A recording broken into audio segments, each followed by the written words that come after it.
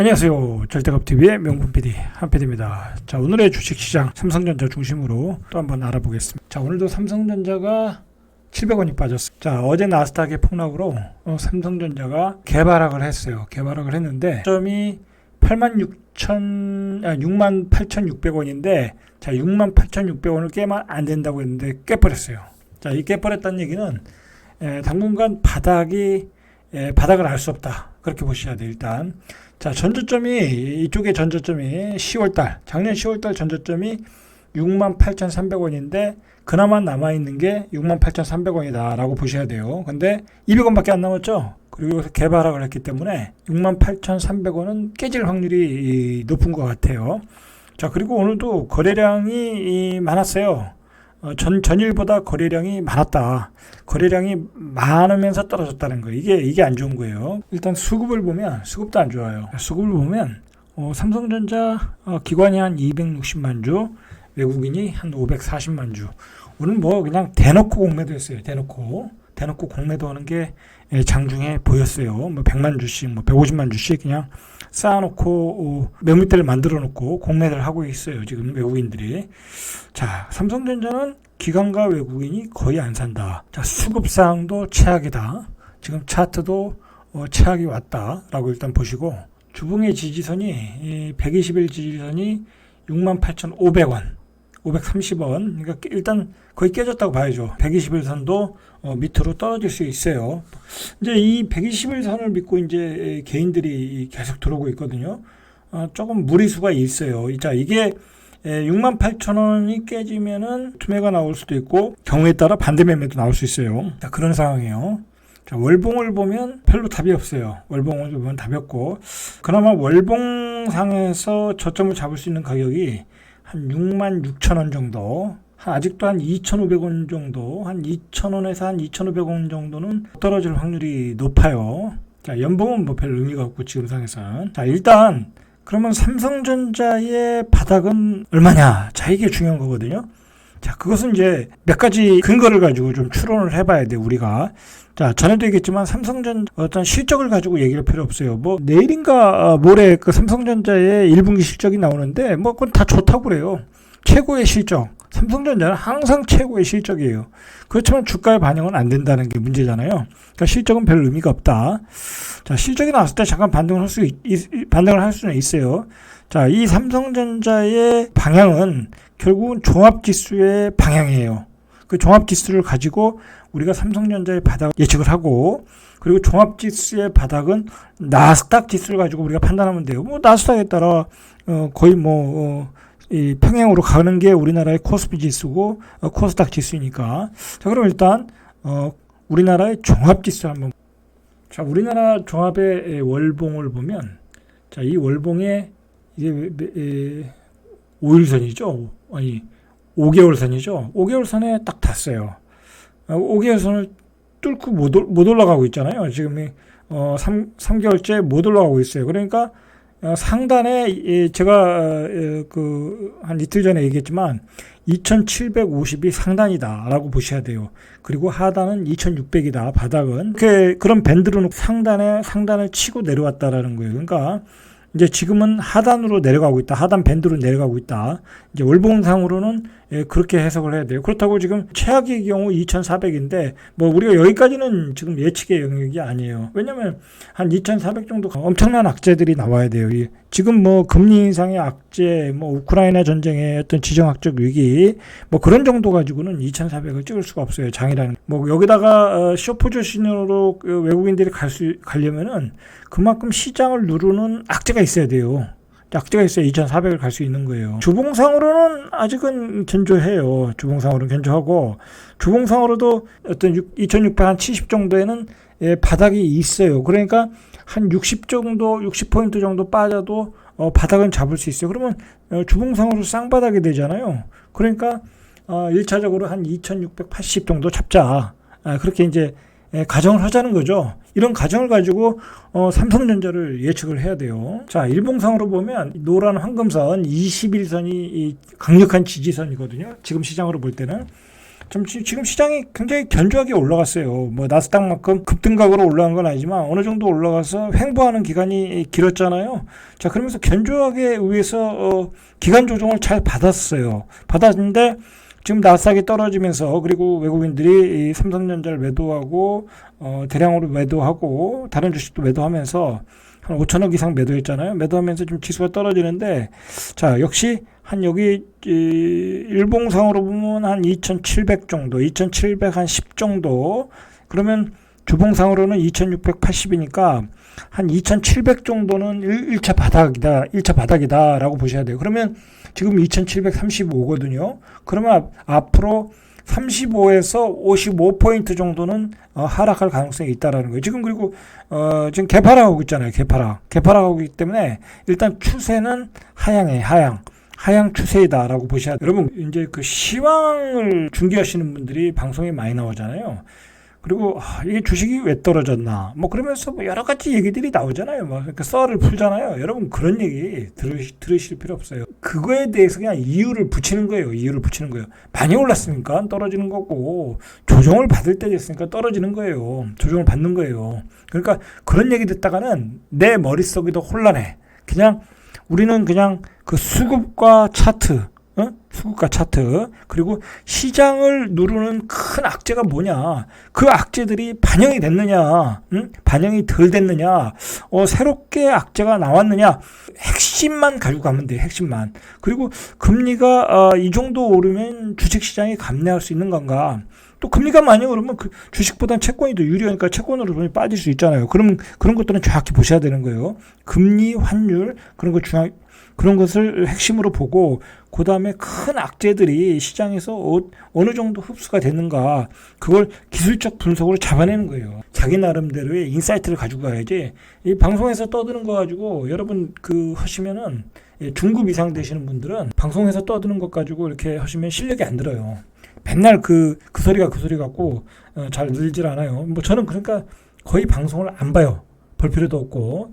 자, 이 나스닥을 보면은 월봉을 보시죠. 월봉을 보면 나스닥은 아주 큰 악재가 나오지 않으면 아주 그렇게 우리나라처럼 아주 큰 폭으로 빠지질 않아요. 지금 이게 나스닥이 16,200을 찍었는데 바닥이 16,000에서 바닥이 12,890 정도를 찍었어요. 그러면 이 정도의 지수 조정은 충분히 받은 거예요. 금리 인상으로 인한 악재, 긴축으로 인한 악재는 충분히 받았다. 이 정도는 그렇게 보셔야 돼요. 왜냐하면 지금 월봉상으로 20개월 선을 깼잖아요. 깨고 올라왔잖아요. 그렇다고 여기까지 내려갈 수는 없잖아요. 9,800. 자, 이 9,800까지 내려간다는 거는 9.11 테러 같은 거 일어나지 않으면 그렇게 내려갈 수는 없는 거예요. 이 정도 악재는 그 금리 인상과 긴축 악재는 이 정도 선에서 다 받았다. 받고 올라오고 있는 중인데 기간 조정이 필요하겠죠. 그러니까 우리가 금리 인상에 대한 일정을 알고 있잖아요. 그 5월에 6월에 빅 스텝을 하겠다라는 거잖아요. 0.5씩은 1% 올리는 거니까 그거에 대한 어떤 충격을 흡수하고 있는 거예요, 지금. 돈이 빠져나갈 것은 빠져나가고 이익 실현할 건 이익 실현하고. 자, 그렇게 해석을 하자. 그렇게 해석하는 게 맞다라고 저는 봐요. 뭐 복잡하게 해석할 필요 없어요. 복잡하게. 그건 세상을 알 수가 없어요. 자, 이 월봉을 보면 13,800이에요. 13,800이 지지선이다라고 보셔야 돼요. 물론 이 밑으로 꼬리는 다를 수 있어요. 뭐 꼬리를 충분히 다를 수 있어요. 일단은 그렇지만 13,800 또 깨지면 뭐 13,000 아주 최악의 경우 13,000 일단 지지는 13,800이면 한 400포인트예요. 그러면 어제가 한 328포인트 빠졌거든요. 오늘 많이 빠지면 이길 수가 오는 거예요. 이길 수가 오는 거다. 그러니까 한 이번 주 정도만 빠지면 뭐 바닥을 좀 찍지 않을까 그렇게 봐요. 월봉상으로. 자, 주봉을 보시죠.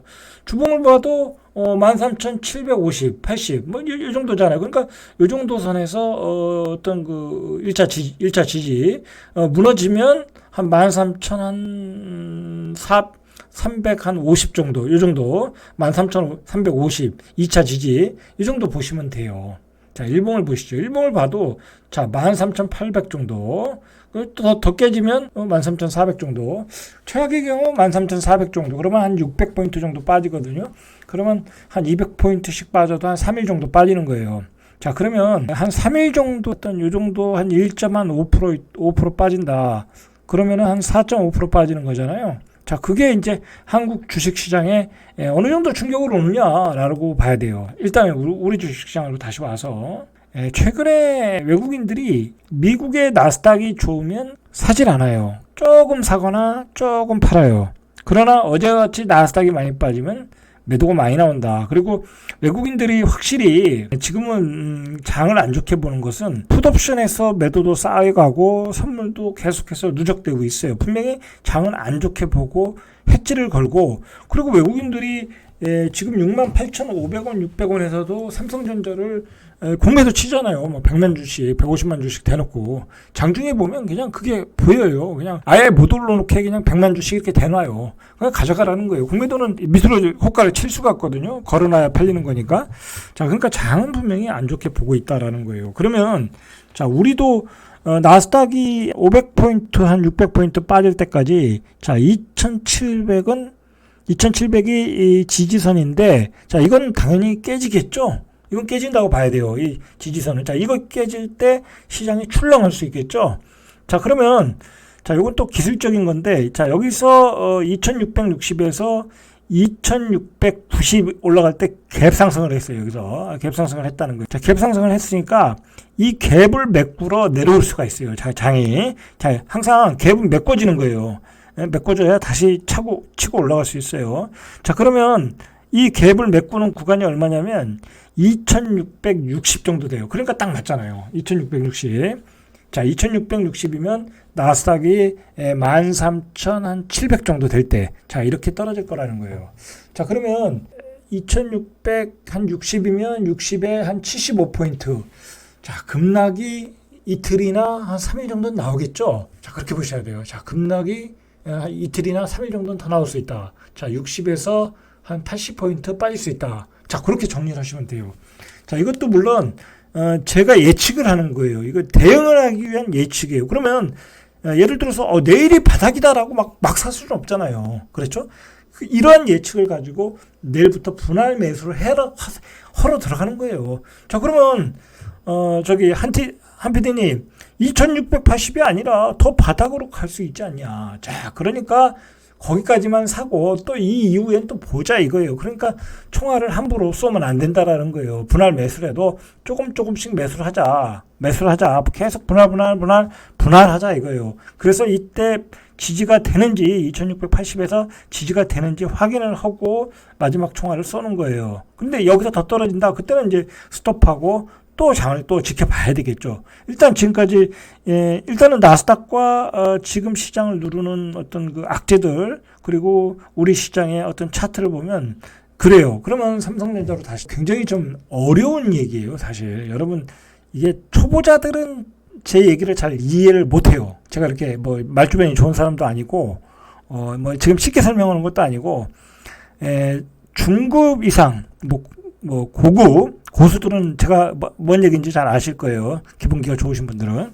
자, 그러면 지금 68,500원이잖아요. 그러면 여기서 한 나스닥이 한 4.5포인트, 우리도 한 4.5포인트 종합지수가 빠진다고 하면 한 70에서 80포인트 빠진다고 하면 여기서 개파락이 한 2번, 3번 정도 더 나올 수 있다는 얘기예요. 그러면 여기서 예를 들어서 하루에 한 800원씩 해도 한 2,500원 정도, 2,500원에서 3,000원 정도는 더 빠질 수 있다는 거예요. 대략 얘기하는 거예요. 그럼 넉넉 잡고 3,000원 잡으면 65,500원, 66,000원에서 65,000, 3,000원 정도 잡으면은 65,500원에서 한 66,000원 정도가 1차 바닥이다라고 보셔야 돼요. 자, 그러면 우리가 한 66,500원에서 5,500원에서 6,500원이 바닥이다라고 할 때 이쯤 되지 않겠습니까? 많이 빠지지 않겠습니까? 그럼 이게 계곡이 나오는 거예요, 계곡이. 자, 계곡이 나오면 한번 반등을 크게 줄 수 있겠죠? 그때는 삼성전자 사셔야 돼요. 자, 이게 만약에 이렇게 푹 빠지면 다른 개별 종목도 다 죽어요. 다른 대형주도 다 죽어요. 그러면 그때 반등은 역시 최고 낙폭이 큰 종목이 빨리 반등할 수 있다. 그러니까 65,500원에서 66,000원이 나면 이제 그때부터 무슨 소리가 나오면 별의별 소리가 다 나와요. 무슨 뭐랄까 이제 이제 긴축이다, 돈을 걷어들인다, 금리 인상이 또 크게 시장을 누르고 있다. 그다음에 삼성전자는 역시 지금 TSMC에 물량을 다 뺏기고 있다. 핸드폰도 잘 안 팔린다. 자, 별 쓰잘데기 없는 소음들이 다 나온다. 그때는 길을 딱 막고 사는 거예요. 사셔야 되는 거예요. 주가가 떨어질 때는 여러분들 잘 못 사요. 이게 구만전자 갈 때 외국인들이 마구 사들 때는 사지, 여러분들 이렇게 떨어질 때는 잘 못 사요. 근데 제가 이렇게 예측을 하고 전 나름대로 이렇게 전략을 얘기하잖아요. 그리고 근거 있는 얘기를 하잖아요. 그러면 제가 근거 있는 그 논리를 가지고 예를 들어서 66,000원, 66,500원을 얘기하면 그때 가면 손이 쉽게 가는 거예요. 나는 근거가 있고 논리를 세워놨으니까, 사야 되는 어떤 근거를 마련해 놓았으니까 그때는 저 같은 경우는 쉽게 들어가요. 물론 저는 삼성전자와 삼성전자 우선주를 조금 가지고 있어요. 저 오늘도 사실 조금 샀어요. 오늘도 좀 샀어요. 왜냐면 이게 떨어질 때 한꺼번에 다 살 수는 없거든요. 또 그리고 시장의 어떤 감을 위해서는 조금씩 사줘야 돼요. 내일도 만약에 한 500원이 빠지든 700원이 빠지든 1000원이 빠지든 저는 종가 플레이로 또 사요.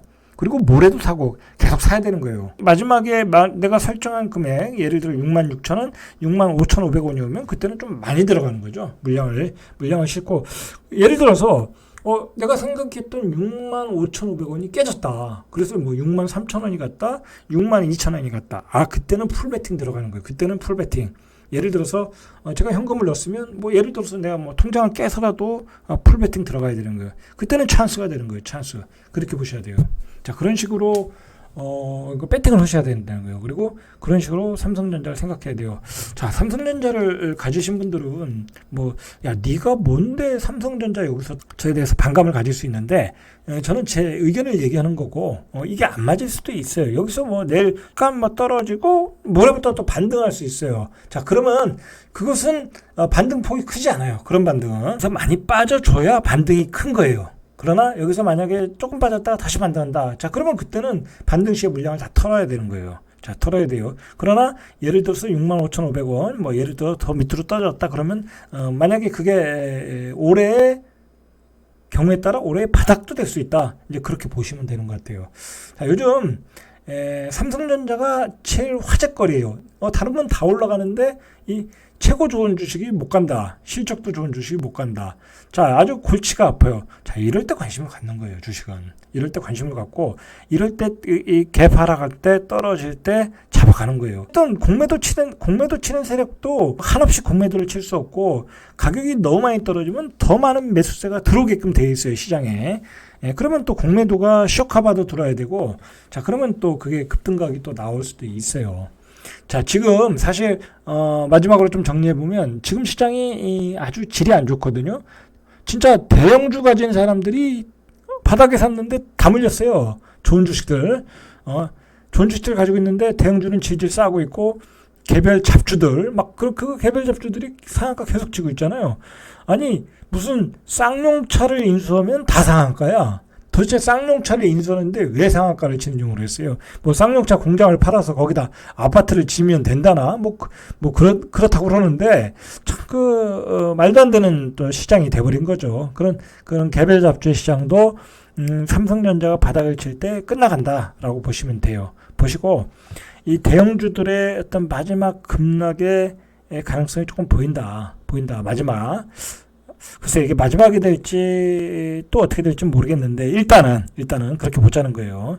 여기서 바로 2600을 가거나 2400을 간다는 것은 지금 생각하기에는 생각할 근거가 없어요. 근거가 없고, 거기까지만 일단은 한 2600, 한 80, 2600, 한 60, 60 정도, 거기까지만 생각하자. 거기까지 떨어졌을 때 삼성전자를 어떻게 줄줄 볼까? 자, 그거에 대해서 여러분들은 고민을 하고 계시고 준비하고 계시고, 거기서 많은 소득을 수익을 거두시길 바랍니다.